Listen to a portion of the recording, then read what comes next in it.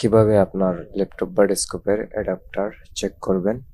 First of all আপনি প্রথমে charger লাগিয়ে নেবেন আপনার মাল্টিপ্লাগে বা বোর্ডে, যে কোনো বোর্ডে লাগিয়ে নেবেন। তারপর মাল্টিমিটারটি আপনি বোর্ড মোডে সেট করবেন।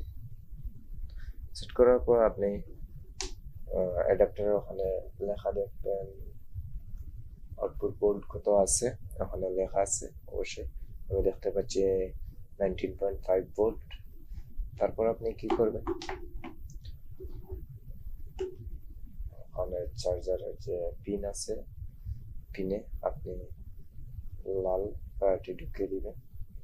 তারপর বাইরের যে অংশ আছে সেখানে ব্ল্যাক ওয়্যারটি লাগিয়ে নেবেন।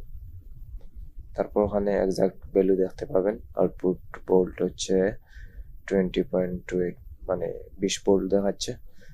তার মানে চার্জারটি ঠিক আছে, কোনো সমস্যা নেই। একটু কম বেশ হতে পারে, সমস্যা হবে না। দিস ইজ অ্যাকুরেট, ওকে আছে। এভাবে আপনি সহজেই চেক করতে পারেন। ভিডিওটি দেখার জন্য ধন্যবাদ।